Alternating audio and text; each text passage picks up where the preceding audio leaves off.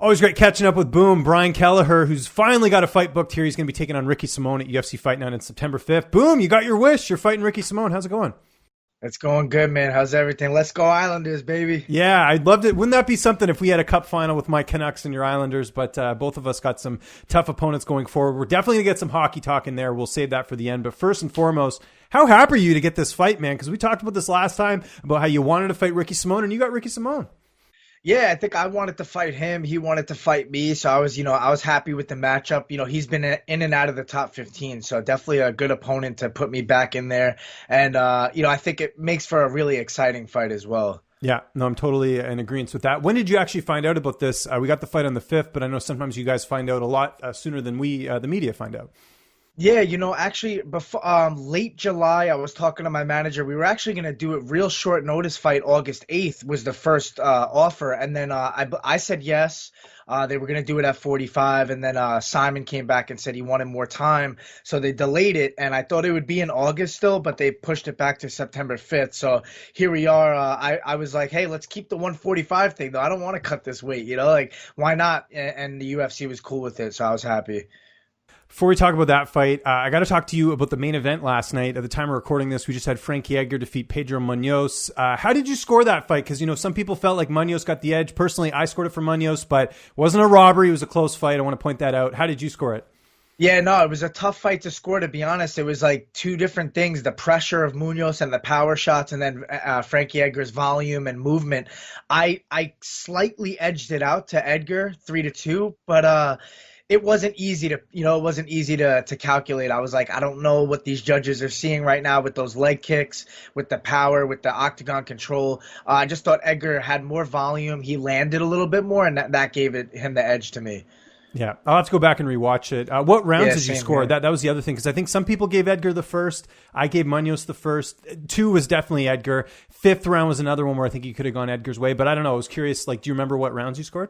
Yeah, I think 1, 2, and 5, but I have to go back and watch it again a little bit more clear and make sure. I might even change my mind after I watch it back. So it was pretty close, hard to judge. Did you find too that Cruz was a little biased towards against Edgar? I noticed that a bit, even though I thought Munoz was winning, but it was kind of interesting to hear that because obviously they're in the same division, right? I actually thought that too. Reason being is because I remember Cruz when he was in Brazil, he was kind of buddied up with Munoz, and they were going for runs together, and they developed some kind of a relationship. And I remember thinking that last time, wait a second, Cruz is all about Munoz right now. I feel like that was why. Interesting. Okay. Well, we'll have to see what happens with that. In terms of what's next for Edgar and for Munoz. So obviously a tough loss there for Munoz. But let's talk about you, Ricky Simón. We know what Simón will do. He's, he's a pretty good, well-rounded guy. A really good performance in his last fight. How do you feel like you match up against him here? Yeah, he's really well-rounded. He likes to both strike and wrestle, mix things up. I think he has fun with the striking. He likes to kind of get in that firefight, be in the pocket and exchange. I'm kind of the same way. I like to get in there and exchange and get after it. I don't really like to avoid the fight or outpoint guys. That's not my style. So I think it makes for a really exciting fight. I think I might have a little bit more power.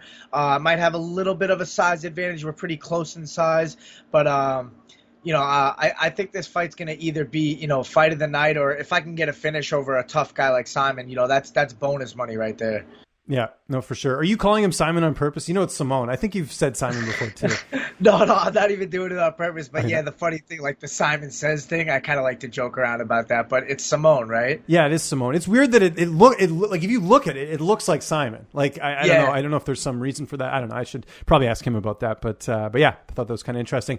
Training camp, how's everything going? Anything different for this camp, or is it pretty much the same as last camp?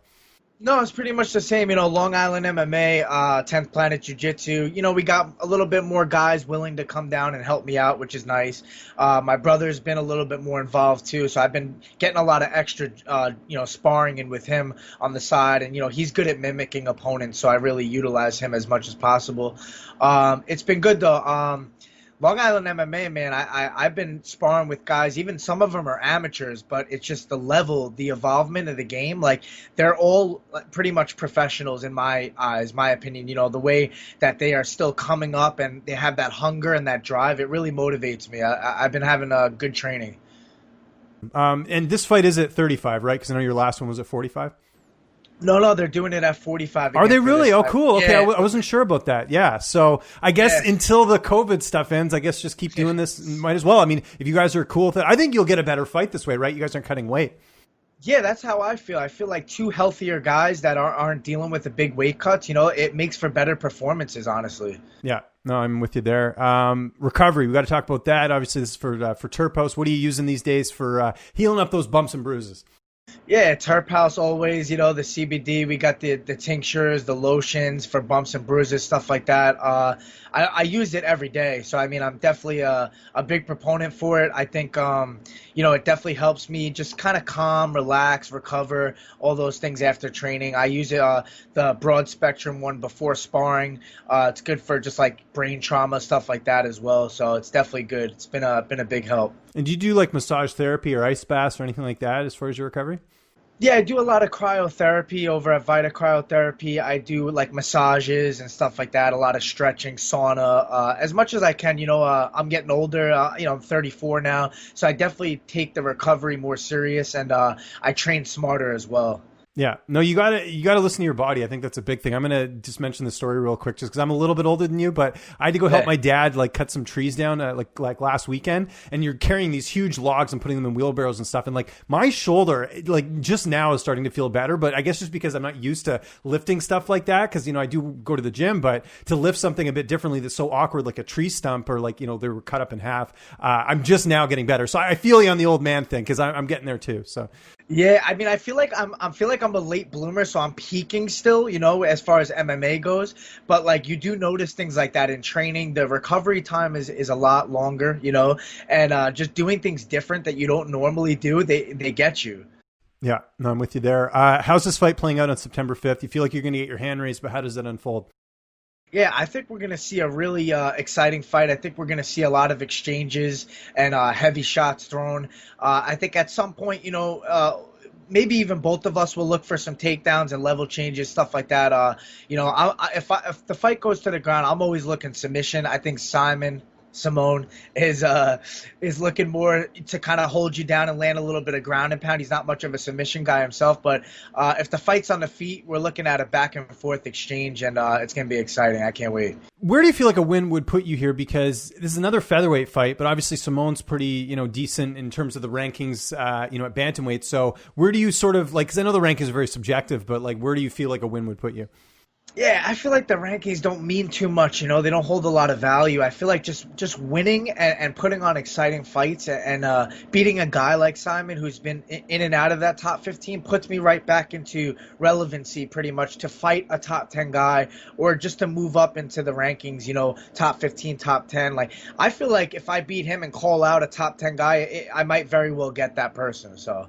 Yeah, I mean, I don't know. At the time we're recording this, I don't know if you saw today, Ali Abdelaziz, Edgar's manager, is now saying that Edgar should be fighting Jan next. Like, we could see that. I mean, that's how crazy the sport is. I mean, Aljamain Sterling absolutely deserves a title shot. I mean, I'm a big proponent of that, but we've seen some really crazy stuff happen lately, right? Yeah, and I think Dana finally said Aljo's name like recently, right? He finally agreed. So hopefully they do the right thing with that. But yeah, you never know with name power and future, former champions like Edgar. Politics, yeah, it might play a role in skipping the line and stuff like that. But it's unfortunate. But yeah, it's part of the game. Well, I'll tell you one sport that doesn't do that. That is hockey. Obviously, we're in the Islanders jersey. You guys are playing the Flyers. How do you like your chances? Because, the one thing with Philly that they haven't had in probably like 15, 20 years, even longer than that, is good goaltending. Carter Hart has looked amazing. They've got just a really talented squad. They got my old, the old coach of the Canucks, Alan Vigneault there. What do you think of them as an opponent for the Islanders? Because they've been looking awesome, the Islanders. Yeah, no, I like it a lot. I think it's an exciting game. I think it's an exciting matchup as far as physicality goes. It's going to be a physical series.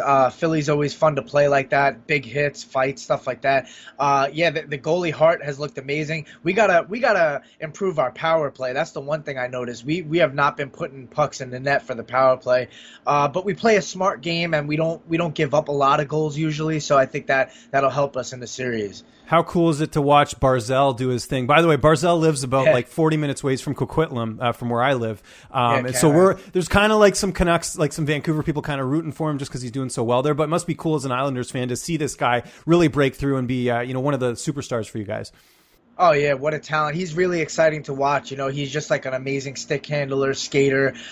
He's sometimes not the smartest player in my opinion with his passing and his choices, but he sometimes overdoes it because he's so good with the puck that he's having fun out there. But he's so fun to watch. I love watching that guy. How do you think my Canucks are going to do against the Golden Knights? I told you this off air. I think if they beat the Golden Knights, they'll go to the final. But, man, it's tough. Vegas is so good. And it's like once they sort of smell blood, they go for the kill and they get, a lot of high-scoring goals. Yeah, Vegas is such a high-scoring team, but I'll say, like, honestly, from watching, from being in this quarantine situation and, like, hockey being on, I've been watching every single game, like, not just my team. I really feel like Canucks could be, like, the dark horse, like, the way that they're playing, and, it came out of nowhere to me. I, like, didn't expect them to be that good, and I was like, wow, man, these young players – what's the guy? Borat is his name? What's his name? Borat? No, close. Bo Horvat is our captain. Yeah, Horvat. Horvat, he's amazing, man. That guy does some crazy stuff out there, and they just have a lot of young guys up on the forward line that are putting pucks in and looking really good. You know what's crazy about Bo Horvat? I'm just going to mention this quickly as we wrap things up. So Horvat, if you remember, Vancouver had that goalie controversy a couple of years ago with Roberto Luongo and Corey Schneider, and then out of nowhere they traded Corey Schneider, who was thought of like the future. They traded him to New Jersey and drafted Bo Horvat. So when Horvat got drafted, there was all this pressure, and a lot of people were like, he's only going to be like a third line center and all this stuff. And so everyone was like, man, they totally blew that trade up. Well, guess what? Corey Schneider's like struggled in his career since going to New Jersey, and Bo Horvat's the captain, and now he's like, especially I think it was that game 2 or game 3, we really elevated Vancouver to win that game. So that was kind of cool. Oh yeah, that guy's bringing like highlight hockey to the table, so it's really exciting to watch that team. Who's the other guy? Schneider? Is that another guy that's really good up there? Oh no, Pedersen. That's the guy whose name I got him back of my jersey here. He's the man. Guy. Yeah, he's really good as well. Lefty shot. I like watching them play. Yeah, they're exciting, man. I think they have a good shot. It's just Vegas Knights. They have a high scoring team. You gotta play smart against them. It comes down to goaltending. Markstrom's been playing outstanding. If I'm his agent, I'm the happiest guy right now because he's a free agent after this season. So they're gonna have to pony up the money because he stole that series for Vancouver, in my opinion. If some of those goals had gone in, the momentum changed. It could have been a totally different series against St. Louis. So we'll see what happens tonight at the time of recording this. But boom, I got to thank you so much. We went way over time as usual, but really appreciate the time. Anyone you want to thank, any sponsors, any social media, the floor is yours. Yeah, thanks for the time. Appreciate it. Terphouse, of course, Vita Cryotherapy. We got Gorilla Wear USA. Who else do we got? Yeah, that's about it. My management, Sucker Punch Entertainment, those guys, my family, my friends. I appreciate everyone. Thank you.